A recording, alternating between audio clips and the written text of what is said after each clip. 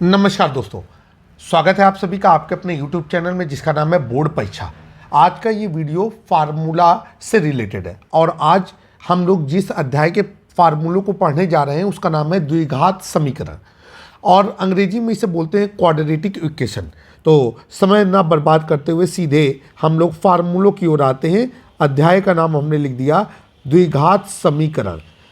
8 से 10 मिनट की इस वीडियो में उन सभी महत्वपूर्ण सूत्रों पर चर्चा की जाएगी जिसके बगैर द्विघात समीकरण को हल कर पाना संभव नहीं है। सबसे पहले पॉइंट दर पॉइंट बात करेंगे। नंबर 1 तो आता है कि द्विघात समीकरण का मानक रूप। तो यहाँ पर हम लोगों ने लिखा मानक रूप। आप सभी लोग जानेंगे कि द्विघात समीकरण का मानक रूप क्या होता है। ये होता है आपका ax² plus bx plus c बराबर 0। इसे द्विघात समीकरण का मानक रूप कहा जाता है। और अगर द्विघात समीकरण की परिभाषा की बात आती है तो मैं मुँह जवानी परिभाषा आपको बोल रहा हूँ, अगर आप लिखना चाहें तो लिख दें। द्विघात समीकरण की परिभाषा क्या होती है? ऐसा समीकरण जिसकी उच्चतम घात का मान 2 होता है द्विघात समीकरण कहलाता है। और द्विघात समीकरण के 2 हल होते हैं और इन हलों को क्रमशः अल्फा और बीटा करके प्रदर्शित किया जाता है। अल्फा को पहला हल माना जाता है और बीटा को दूसरा हल माना जाता है। अच्छा, द्विघात समीकरण का जो मानक रूप है ax² plus bx plus c, इसकी कुछ कंडीशन होती हैं, स्थितियाँ होती हैं। क्या स्थितियाँ होती हैं? यहाँ पर पहली स्थिति होती है कि a जहाँ a does not equal to 0, a का मान 0 के बराबर नहीं हो सकता। इवन b और c 0 हो भी जाएं तो कोई फर्क नहीं पड़ेगा। इसके अलावा जो यहाँ पर a b c राशियाँ आई हैं, ये अचर राशि है और लिख देंगे a, b, c अचर राशियाँ हैं, अचर राशियाँ हैं। तो आपको मैं शायद समझा पाने में सफल रहा हूँ कि द्विघात समीकरण क्या होता है।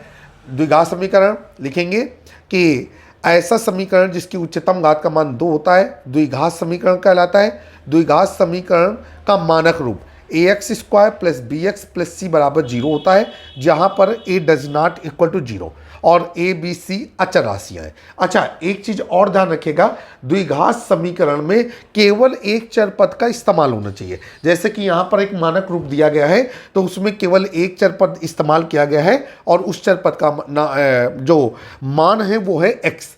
इस समीकरण को जब हम हल करेंगे तो वो हम x के लिए हल करेंगे। अच्छा, आगे चलते हैं, यहाँ पर बात को जरा समझते हैं। देखिए, यहाँ पर सबसे पहले आपको ये समझना है कि द्विघात समीकरण को हम वर्ग समीकरण भी कहते हैं। तो हम लोग नीचे इसे शॉर्टकट पे लिखते हैं द्विघात समीकरण बराबर वर्ग समीकरण। चाहे आप उसे द्विघात समीकरण कहें चाहे आप उसे वर्ग समीकरण कहें, ये दोनों एक ही चीज़ें हो जाएंगे। आप चलिएगा आगे, इसमें एक चीज़ और समझते हैं। क्या है आपका यहाँ पर ax² जो आपका ax² टर्म दिख रहा है, ये कहलाएगा द्विघात पद। ये होता है हमारा द्विघात पद। इसके बाद आगे चलेंगे, ये जो आपका a दिख रहा है इसमें, ये a क्या है? ये x² का गुणांक है। x² के गुणे में जो चीज़ लिखी होगी वो x² का गुणांक कहलाएगी। इसके बाद इसमें जो आपको मानक रूप में bx दिख रहा है वो हमारा रैखिक पद है। ठीक है, रैखिक पद क्या होता है? ऐसा पद जिसकी उच्चतम घात का मान 1 होता है वो रैखिक पद कहलाता है। आगे चलेंगे, यहाँ पर जो b दिख रहा है वो क्या है हमारा? वो हमारा x का गुणांक है। तो ये सारी चीज़ें आपके सामने आ गई हैं। अब इसके बाद हमको जो दिख रहा है c, वो हमारा अचर पद है। तो c हमारा हो गया अचर पद। चलिए भाई आगे चलते हैं। फार्मूले को समझने की रेस में हम लगातार दौड़ करके आगे पहुँचने की कोशिश करते हैं। अब देखिए क्या है हमारा द्विघात समीकरण के जो हल होते हैं, अभी अभी आपको बताया, उनको अल्फा और बीटा कहते हैं। अल्फा पहला हल कहलाता है और बीटा दूसरा हल कहलाता है। इसके बाद द्विघात समीकरण को हल करने की विधियाँ, तो यहाँ पर लिखेंगे कि द्विघात समीकरण को हल करने की विधियाँ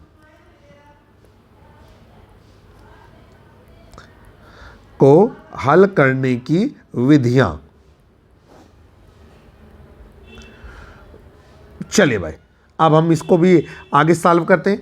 देखिए भाई, द्विघात समीकरण को हल करने की जो है 3 विधियां होती हैं। कितनी विधियां होती हैं? 3 विधियां।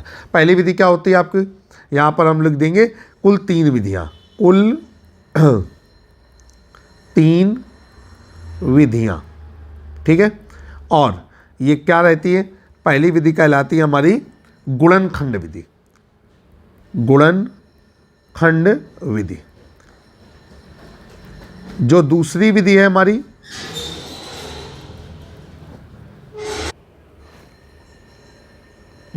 दूसरी विधि है वो कहलाएगी पूर्ण वर्ग विधि, ठीक है, जिसमें हम द्विघात समीकरण को पूर्ण वर्ग बना करके हल करते हैं। तो यहां पर हो जाएगा आपका पूर्ण वर्ग विधि।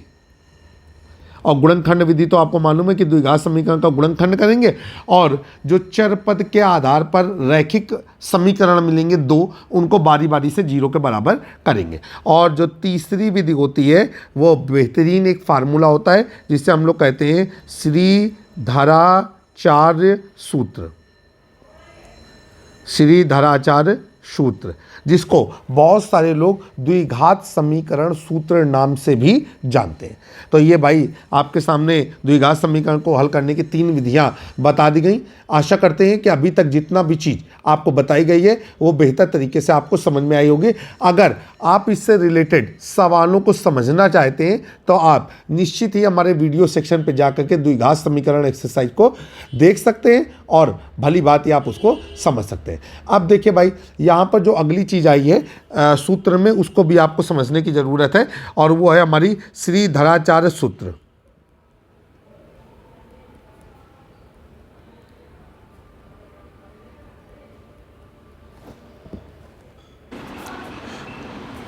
श्रीधराचार्य सूत्र ये आपके सामने आया है, तो आप समझ लीजिए कि श्रीधराचार्य सूत्र क्या होता है।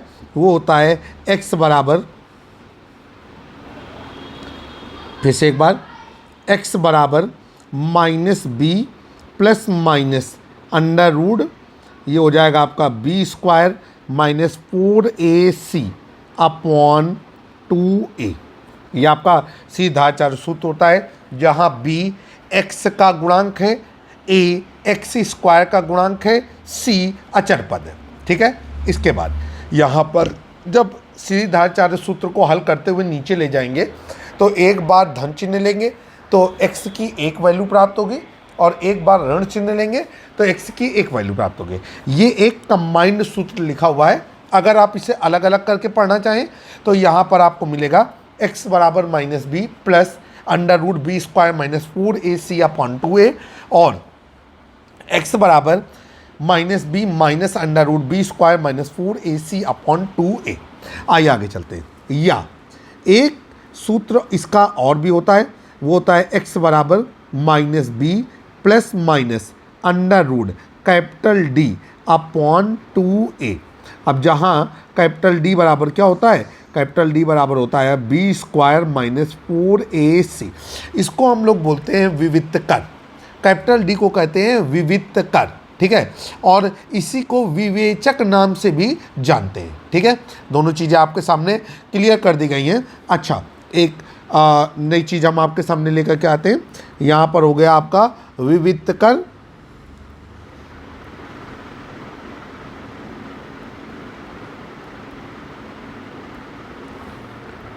विविक्त कर का मान। देखिए भाई, विविक्त कर को कहते हैं D और ये होता है आपका b² माइनस 4ac। कभी कभी आपको द्विघात समीकरण दे देता है और कहता है कि इसके विविक्त कर का मान निकालिए। उस समय हम विविक्त कर का मान निकालेंगे b² माइनस 4ac, ठीक है। आइए आगे चलते हैं। अब यहाँ पर चलते हैं अगला, और वो होता है हमारा कि मूलों का योगफल, ठीक है। अब देखिए, ये मूलों का योगफल का क्या फार्मूला होता है? इसके 2 तरीके के फार्मूले होते हैं। पहला तो होता है मूलों का योगफल बराबर पहला मूल धन दूसरा मूल। कभी कभी ये वाला फार्मूला भी हमको लगाना पड़ जाता है। आगे चलते हैं। एक और फार्मूला होता है हमारा मूलों का योगफल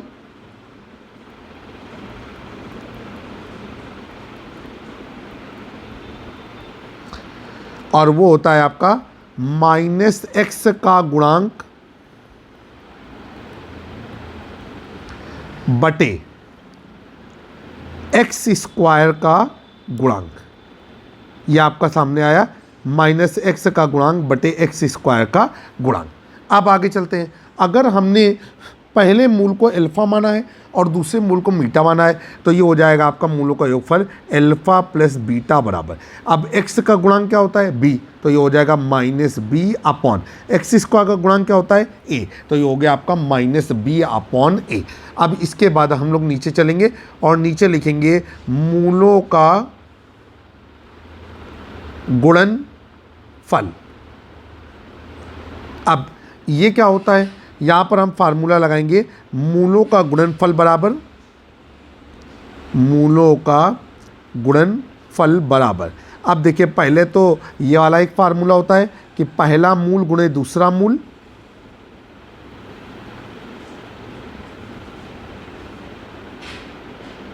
ठीक है। अब एक फार्मूला ये होता है मूलों का गुणनफल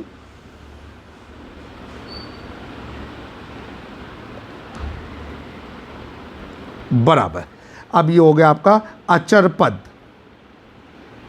पद बटे नीचे हो गया आपका एक्स स्क्वायर का गुणांक, अचर पद बटे एक्स स्क्वायर का गुणांक, और ये कहलाएगा आपका अल्फा इंटू बीटा बराबर, अचर पद क्या होता है सी और एक्स स्क्वायर का गुणांक होता है ए, तो अल्फा इंटू बीटा बराबर सी अपॉन ए। नीचे हम लोग लिखेंगे जहाँ अल्फा कामा बीटा द्विघात समीकरण के मूल हैं, ये हो गया आपका। फिर आगे चलते हैं, मूलों का गुणनफल भी हो गया। अब एक महत्वपूर्ण फार्मूला और हमारे दिमाग में आया, उसको भी आपके साथ साझा करते हैं। ये है आपका कि मूलों से निर्मित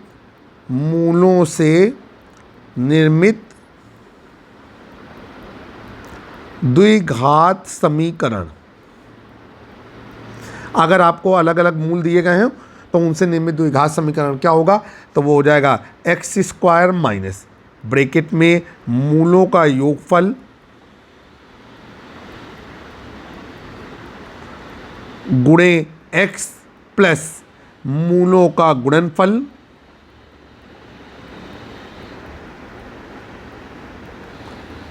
बराबर 0।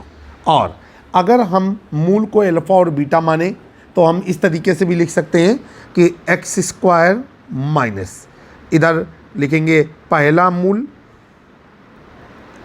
धन दूसरा मूल ब्रैकेट बंद इंटू एक्स प्लस पहला मूल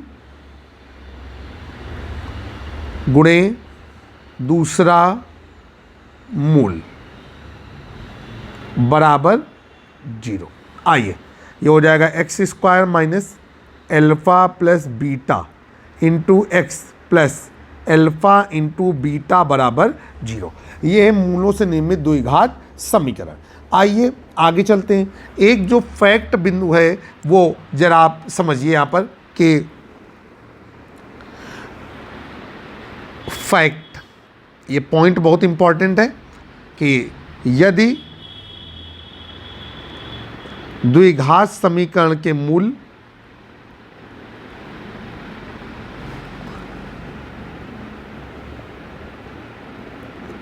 परिमाण में समान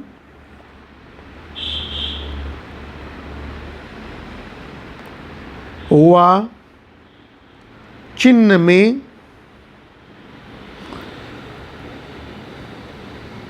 विपरीत हो तो द्विघात समीकरण के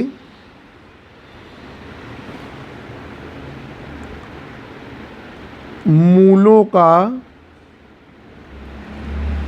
योगफल शून्य होता है।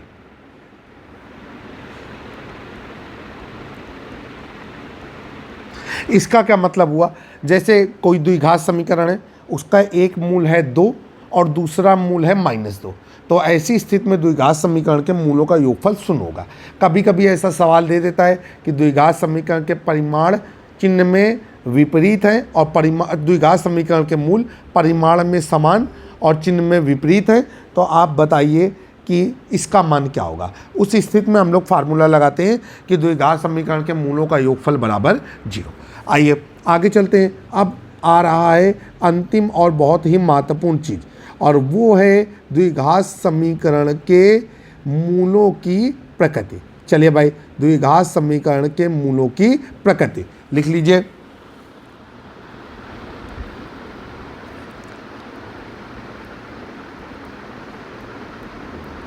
द्विघात समीकरण के मूलों की प्रकृति।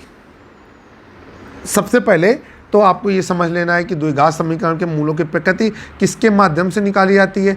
ये विविक्तकर के माध्यम से निकाली जाती है। तो यहाँ पर लिखेंगे कि विविक्तकर d बराबर b² - 4ac। ठीक है, अब नीचे लिखेंगे कि यदि नंबर 1 है ये, यदि d इज ग्रेटर देन 0, या इसी को हम लोग कह सकते हैं b² - 4ac ग्रेटर देन 0, इसका मान 0 से बड़ा हो, अर्थात कैसा हो, धनात्मक हो।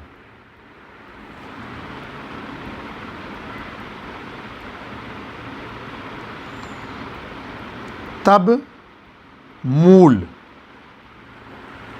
वास्तविक व असमान होंगे।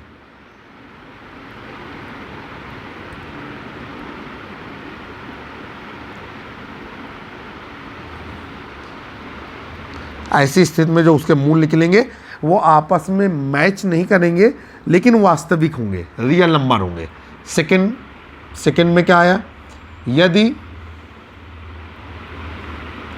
d बराबर 0 या b² - 4ac बराबर 0, तब मूल वास्तविक व समान होंगे। ऐसी स्थिति में जो दो मूल निकलेंगे वो दोनों एकदम इक्वल होंगे। अगर पहला मूल 2 है तो दूसरा मूल भी 2 होगा, -2 नहीं, दूसरा मूल भी 2 होगा।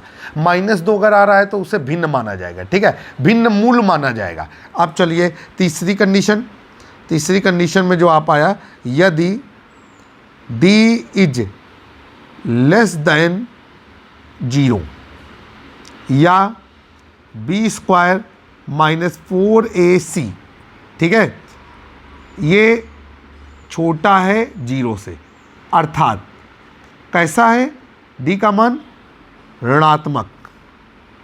ठीक, नीचे लिखेंगे तब मूल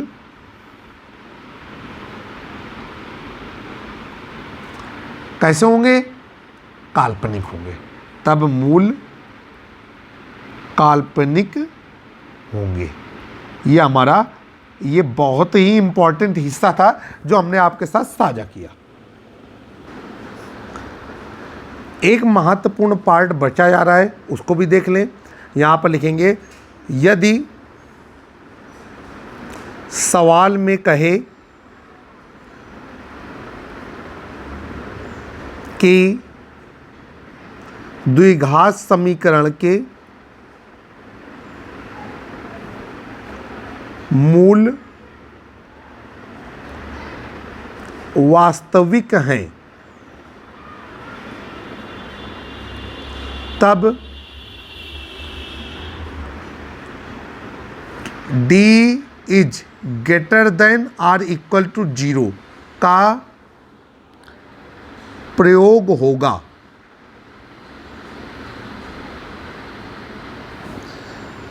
वास्तविक व समान कहा जाए तो d बराबर 0 का प्रयोग होगा। आगे चलेंगे, काल्पनिक कहा जाए